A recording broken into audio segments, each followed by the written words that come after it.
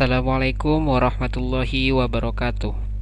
Pada pertemuan kali ini kita akan membahas topik pertama yang akan kita pelajari di kelas 12. Nah, topik pertama dalam mata pelajaran kimia di kelas 12 adalah sifat koligatif larutan. Tapi sebelum saya bahas, apa sih sifat koligatif larutan itu? Nah, kalian harus tahu dulu nih pengertian dari larutan. Larutan ini misalnya bisa kalian pahami dengan melihat gambar berikut. Nah, di sini ada misalnya saya punya air 100 ml, kemudian saya tambahkan gula. Saya aduk-aduk sehingga larutan antara zat terlarut dan pelarut, yang mana pelarutnya adalah air dan zat terlarutnya adalah gula. Kita tidak bisa lagi nih membedakan mana yang gula dan mana yang air, karena memang sudah tercampur secara sempurna. Nah, karena sudah tercampur secara sempurna, jadi larutan ini disebut dengan campuran homogen. Nah, itulah yang disebut dengan larutan. Jadi, dari sini bisa kalian paham. Jadi, larutan adalah campuran antara zat terlarut dan pelarut yang apabila dilarutkan satu sama lain akan bersifat homogen. Atau bisa juga kalian sebut larutan adalah campuran homogen antara zat terlarut dan pelarut. Atau kita tidak bisa lagi nih mengidentifikasi mana pelarutnya dan mana zat terlarutnya. Jadi bisa dipahami ya pengertian dari larutan. Nah, ternyata setiap larutan itu mempunyai sifat khas masing-masing. Nah, sifat khas ini yang disebut dengan sifat koligatif larutan. Tapi sebelum kita bahas tentang sifat koligatif larutan, kita harus tahu terlebih dahulu maksud dari sifat koligatif larutan di sini. Nah, seumpamanya saya mempunyai dua zat yang dipanaskan, yang mana zat pertama merupakan pelarut yang kita panaskan atau kita didihkan sampai mencapai titik didihnya, yang mana pelarut ini adalah air. Air akan mencapai titik didih pada suhu 100 derajat Celcius. Nah, sedangkan pada zat kedua merupakan larutan gula. Berarti kalau larutan gula dibuat dari zat terlarut gula dan pelarutnya itu adalah air. Ternyata ketika dididihkan, larutan gula ini titik didihnya lebih tinggi dari titik didih pelarut, atau pelarutnya di sini adalah air. Kenapa bisa lebih tinggi? Karena memang kenaikan titik didih ini merupakan sifat khas yang dimiliki oleh larutan, yang kita sebut dengan sifat koligatif. Paham ya? Jadi sifat koligatif adalah sifat khas yang dimiliki oleh setiap larutan. Sifat khas ini bisa berupa kenaikan titik didih seperti yang tadi. Nah, sekarang kita cari tahu apa saja sifat-sifat koligatif larutan itu sendiri. Nah, sifat koligatif larutan yang pertama itu adalah kenaikan titik didih, lambangnya delta Tb, yang mana B-nya itu adalah dari kata boil, artinya mendidih. Yang kedua ada penurunan titik beku, lambangnya delta Tf, yang mana F-nya itu asal katanya dari freeze, artinya beku. Yang ketiga ada penurunan tekanan uap, lambangnya delta P. Yang keempat ada tekanan osmotik.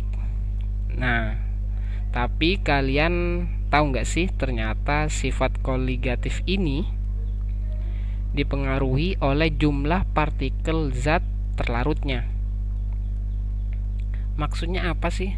Maksudnya apabila jumlah partikel zat terlarutnya lebih banyak, maka sifat koligatifnya akan semakin besar. Saya kasih contoh.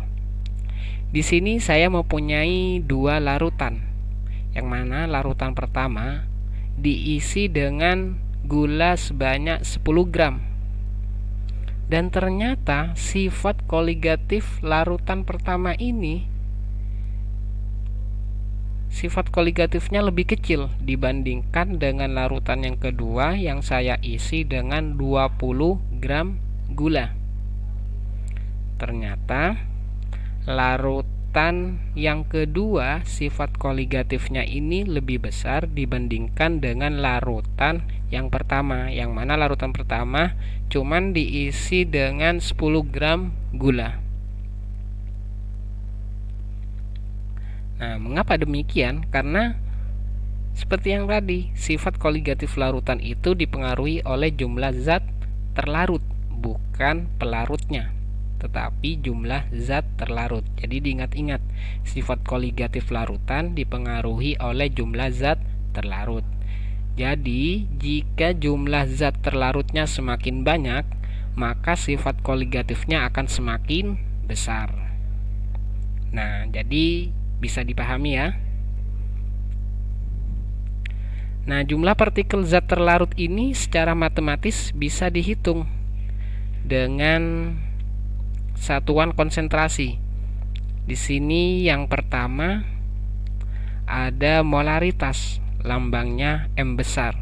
Molaritas ini menyatakan banyaknya mol zat terlarut dalam setiap liter larutan. Rumusnya M besar sama dengan massa zat terlarut, yang mana massa zat terlarutnya tadi adalah gula dibagi MR. Jadi MR-nya itu adalah MR dari zat terlarut. Berarti MR-nya gula dikali 1000 dibagi volume. Volumenya di sini dalam satuan mililiter. Yang kedua bisa dihitung juga dengan molalitas.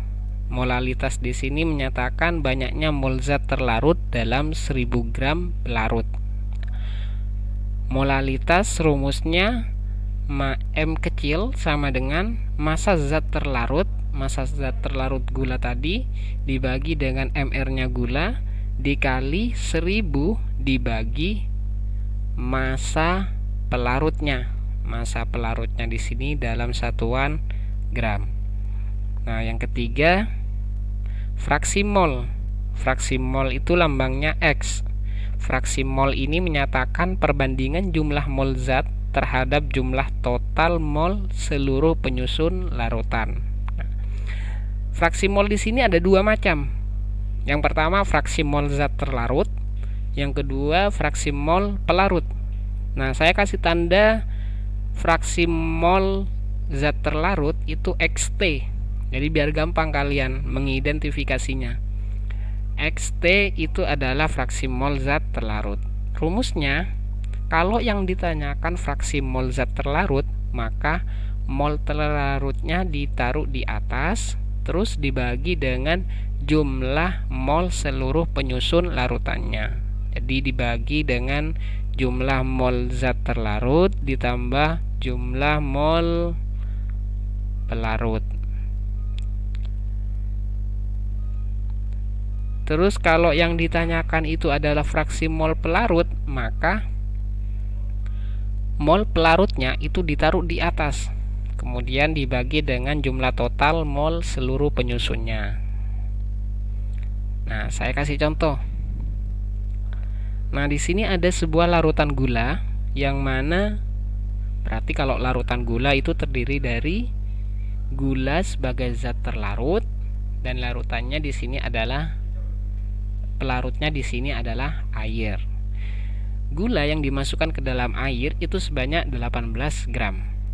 Airnya di sini sebanyak 100 ml. MR-nya gula itu 180 gram per mol. Nah, yang ditanyakan, coba kalian cari molaritas dari larutan gula tersebut, terus molalitas, terus fraksi molnya. Nah, bagaimana caranya? Caranya untuk mencari molaritasnya. Molaritas rumusnya itu massa zat terlarut dibagi dengan MR-nya zat terlarut dikali 1000 dibagi volume pelarut. Nah, tinggal kita masukkan M sama dengan massa zat terlarutnya tadi gula.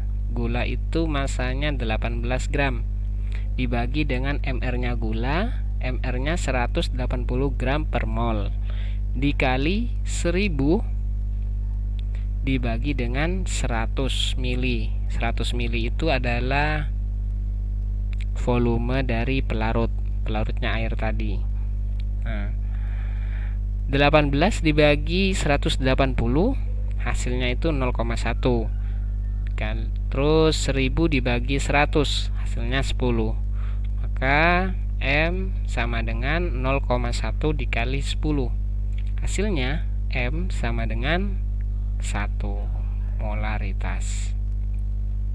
Nah, ketemu sudah molaritasnya. Sekarang kita cari molalitasnya, M kecilnya.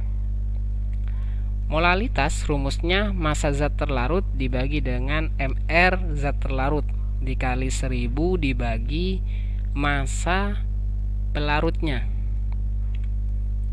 Nah, molalitasnya sama dengan massa zat terlarutnya 18 gram dibagi 180 gram per mol MR dari zat terlarut dikali 1000 dibagi massa dari gula.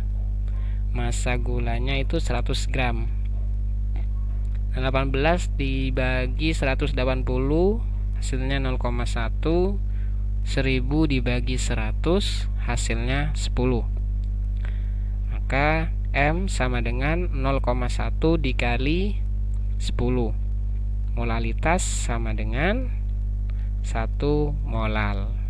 Nah, yang terakhir kita cari fraksi molnya. Fraksi mol. Tapi sebelum kita cari fraksi molnya, kita harus tahu dulu mol dari zat terlarut dan mol dari pelarut. Mol gula atau mol zat terlarutnya lambangnya NT. Rumusnya massa gula dibagi MR dari gula. Massa gula itu 18 gram dibagi MR-nya gula 180 gram per mol. Hasilnya 0,1 mol. Terus mol dari air lambangnya NP. Massa air dibagi dengan MR-nya air. MR-nya air itu 18 gram per mol. Massa air tadi 100 gram dibagi dengan 18 gram per mol. 100 dibagi 18 hasilnya 5,56 mol. Nah, ketika sudah diketahui semua mol dari zat terlarut dan mol dari pelarut, tinggal kita masukkan ke fraksi molnya. Fraksi mol zat terlarut atau XT itu sama dengan NT dibagi NT ditambah dengan NP. NT-nya tinggal dimasukkan mol gulanya tadi 0,1 dibagi jumlah mol zat terlarut ditambah mol zat pelarut 0,1 ditambah 5,6 hasilnya 0,02. Nah, sampai di sini bisa dipahami kan ya?